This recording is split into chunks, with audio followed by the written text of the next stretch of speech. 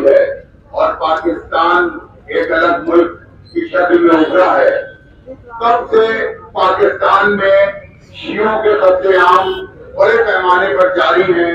वहाँ हमारे उलमा को, हमारी ऑर्गेनाइजेशंस को, हमारी अंजुमनों को, हमारे दाखिलीन को लगातार निशाना बना के शहीद किया जाता रहा है। लेकिन खुदा का शुक्र है कि शियत दुनिया की ऐसी वाहिद कौम है कि जो अपना कफन पहने के खरीद के रखती है। न आज तक कोई हमें गोलियों से डरा सका है, न हमारे कत्लेआम से हमको कोई डरा सका है, न हमारी लाशों से हमको कोई डरा सका है। हम वो कौम है कि जिसकी खिलखती हुई है। इसीलिए हम हमेशा इस बात को कहते हैं कि हमारे लिए शहादत एक सादत है, ये मीरात इमामत है, हमारे इमामों की मीरात है। इससे तुम हमको कभी अलग नहीं कर पाओगे। जितनी भी कुर्बानियां तुमको अगर चाहिए हमसे ले लो, मगर जो वादा हमारा जनाब सैयदा से है आजादारी का, वो कभी खत्म होने वाला नहीं। मौलाना अजहर साहब ने कहा तो कि हमारे बच्चों ने पूछा जाता इमाम आए नहीं, हम कब आएंगे, हम कब आएंगे। तुमको जवाब यही दिया कीजिए, जब तुम सब मर जाओगे तब आएंगे। धोती किसी बात की यार, नमाज के दौरान तुम भागते हो, वाक़ई के दौरान तुम भागते हो, धोती किसी बात की यार।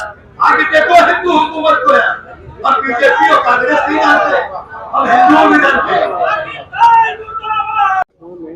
दरगाह हज़रत अब्बास पे एहतजाज किया गया, पाकिस्तान के खिलाफ क्या कुछ है? भी ये एहतजाज शियान हैदर करार की तरफ से है। अय्याम अज़ा चल रहे हैं, रात रात भर शब्बेदारियाँ हो रही हैं। उसके बाद वहाँ इतनी दर्दनाक मौत हुई है, बिल्कुल इमाम हुसैन अलैहिस्सलाम के मानने वाले को उसी तरह उसकी गर्दन काटी गई जैसे इमाम हुसैन अलैहिस्सलाम। तो हम तो वहाँ से मरते चले आ रहे हैं। हज़ारों शिया मरा है वहाँ। जो शियों ने किताब हमें आवाज़ भेजी है उसके हिसाब से 17,500 से ज़्यादा शिया 35 साल में मारे गए हैं वहाँ पर। जो किताब मेरे पास शिया हुसैनी फंड को भेजी है उन्होंने। 5 बार हम लोगों ने एम्बेसी घेरी इनकी, दिल्ली में एहतजाज किए, भूख हड़तालें की हम लोगों ने, 10 कॉन्फ्रेंसेज इनके खिलाफ की, कोई असर नहीं है। आज भी यूएनओ को भेजा हम लोगों ने, मोदी जी को भी भेजा कि भाई आप दबाव डालिए, अमित शाह को भी लेटर भेज के। लेकिन यहाँ के शिया बेचारा क्या करेगा? मातम कर लेगा, एहतजाज कर लेगा, नमाजों में अपनी दुआएं कर लेगा कि भाई उनकी हिफाजत हो जाए। लेकिन ये याद रखिएगा कि वहाँ के आतंकवादियों का वही डीएनए है जो यजीद का था।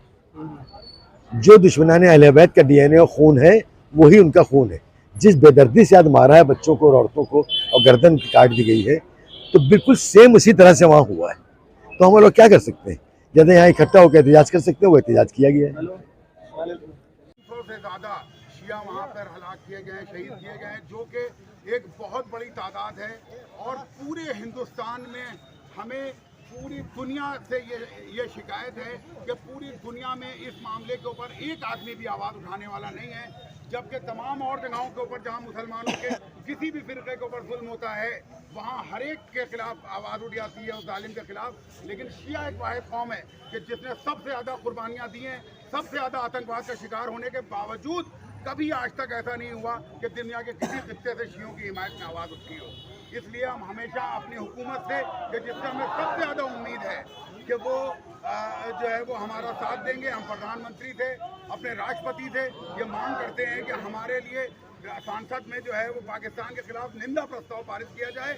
और जिस प्रकार से शिया वहाँ शहीद किए जा रहे हैं, यूएनओ को चाहिए तुरंत उसके अंदर दखलंदाजी करे।